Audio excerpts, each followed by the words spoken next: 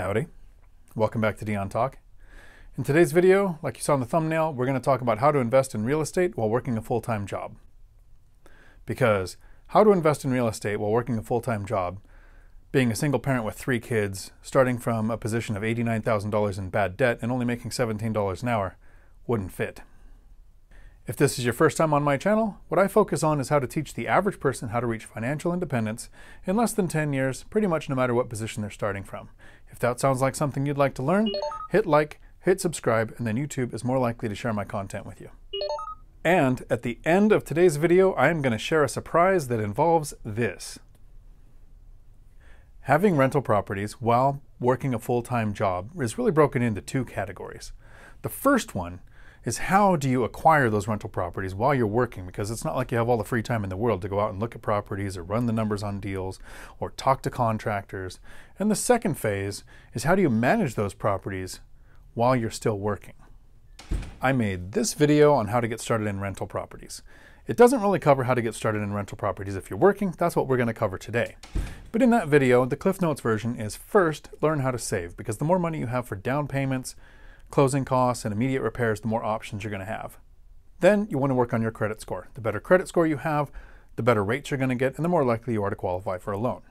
Then you need to decide what kind of properties you're going to invest in and talk to a lender to see what you qualify for, because knowing what you qualify for helps you narrow down what you can actually look at. Then you talk to some real estate agents and you get some auto searches set up. That is the Cliff Notes version of how you get started in real estate.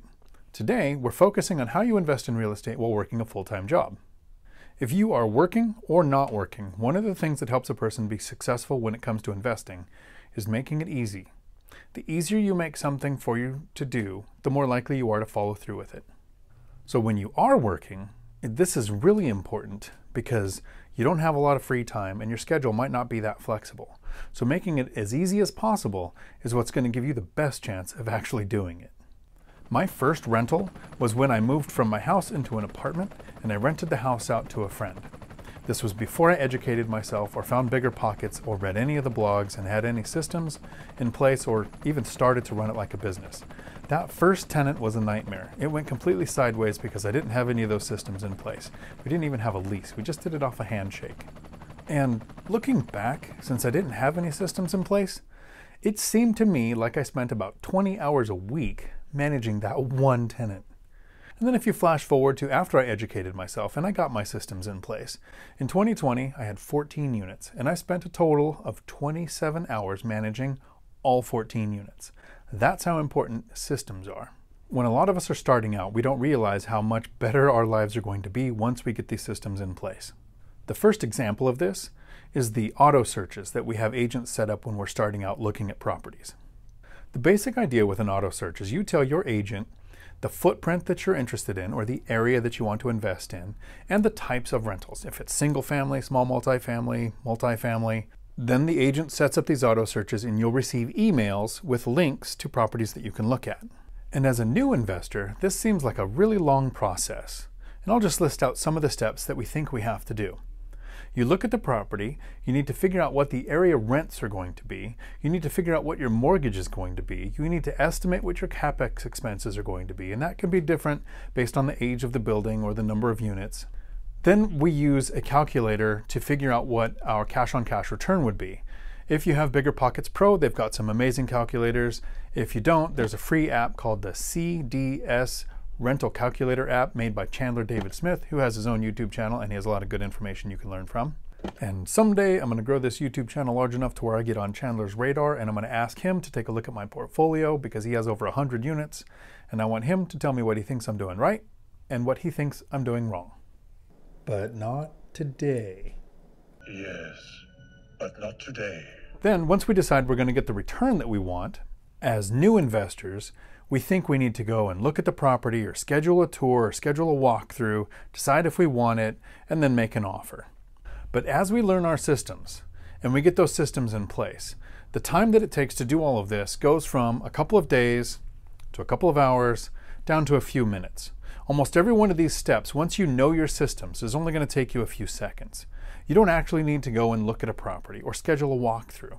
With the current market in 2021 being as hot as it is, most investors are finding a property, making an offer, and then deciding if they want to buy it or not. This is really important if you're working, because taking the time to go look at a property and then deciding if you want to make an offer on it is going to get you doing so many things while you're making a lot of offers that don't even get accepted. Here's how the math is working for me. I look at a little over 100 deals that come through my auto searches to find about 20 that are worth making an offer on. I make those 20 offers and then I get one accepted. That's been my average over the last couple of years. Something that helps me be able to make these offers in such a quick amount of time is knowing my markets. If you're trying to buy properties in several different states and several different neighborhoods, it's going to be really hard to know what the rents are, to know what the vacancy rates are, to be able to estimate those repair costs. But for me, I've narrowed it down to 2 counties. I pretty much know all of the neighborhoods. I have that tactical advantage of living in the area. So if you're investing at a distance, your tactical advantage is going to have to be knowing somebody that lives there currently, or that you used to live there and you know the neighborhoods. And as far as the math goes, running the numbers gets faster and easier the more you do it too. I made this video which walks you through how I actually ran the numbers on a property that I purchased. But it becomes so fast that this happens in just a few seconds.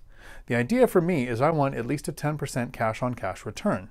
So no matter what numbers I'm looking at, I need to figure out what my monthly profit is, times that by 12, and make sure that that comes up to at least 10% of what it cost me to get the property. So if it cost me $50,000 to buy a place, that's closing costs, down payment, immediate repairs. All I need to know is that I'm going to make at least $5,000 in profit that year for me to know that mathematically this is a deal worth making the offer on. Once we have an offer accepted, and again, this is looking at a lot of deals to make a lot of offers to get that one that's accepted, the next step is scheduling an inspection. The first few, I went in person to meet with the inspector so that I could do the walkthrough and get to know my inspector. They are not sponsoring me and they don't endorse this video, but I've always used, here in Washington State, Boggs Home Inspection.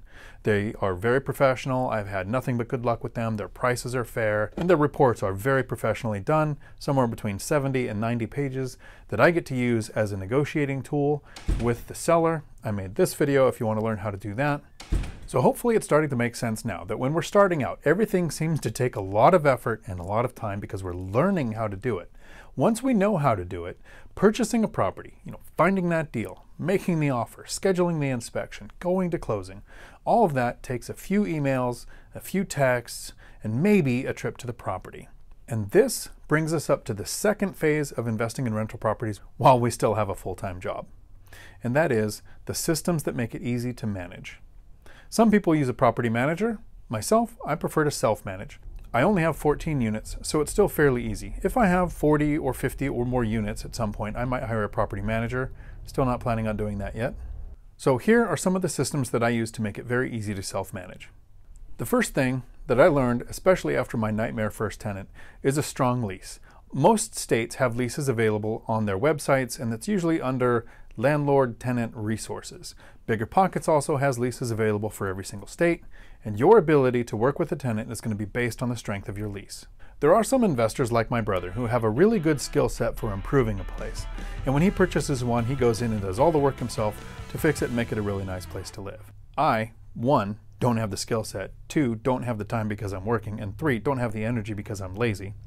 So the next thing that's been really important to me to be successful as an investor while working a full-time job is to have at least 2 handymen. For most people, you can usually find it in your local real estate investing meetups. There are some that are on the BiggerPockets website. When it's possible, as COVID is clearing up, go to these to find handymen because that is usually where they are looking for customers. And it's the best way to find them because you get to talk to the other investors that are at that meetup to get an actual face-to-face review of what their work is like. And it is true that the more work you do yourself, the more money you would probably make. But I'm buying investments, not another job. So I'm extremely happy when I have work that my handyman can take care of. They're happy because they get to make money. Tenants are happy because things are getting fixed. I'm happy because I don't have to actually go and do the work.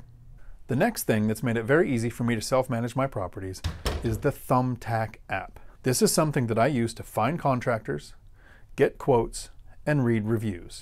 A lot of the work that I do on here is just handled through emails, so I don't even have to go to the property. And these are contractors that know that you are going to have the option of leaving a review on the app.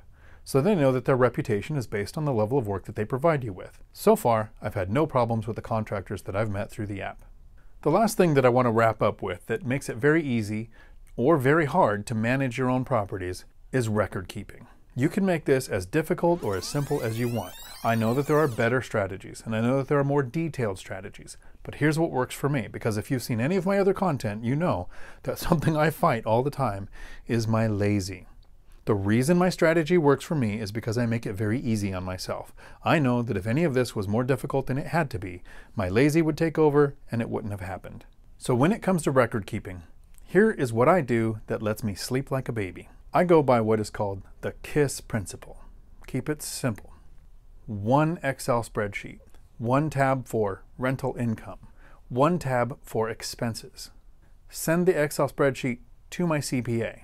I have one checking account, one savings account, one credit card that is paid off daily, just used for cash back. Never carry a balance on it from 1 month to the next. Check your area because you might be required to keep deposits in a separate account that is interest bearing. But this simple program of one checking, one savings, one credit card, one Excel spreadsheet sent to the CPA, let them worry about all of the taxes and how to record all that.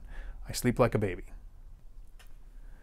And at the beginning of today's video, I said I was going to share a surprise that involved this. I'm going to be giving away an Audible copy of Scott Trench's book, Set for Life. The first 20 people that leave a comment below with a color that no one else has mentioned.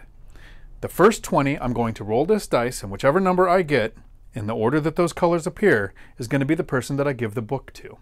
I want it to be colors, and I don't want you to say anything else because I want to confuse everybody who didn't make it this far in the video. Thousands and thousands of people have reached financial independence by investing in real estate while working a full-time job.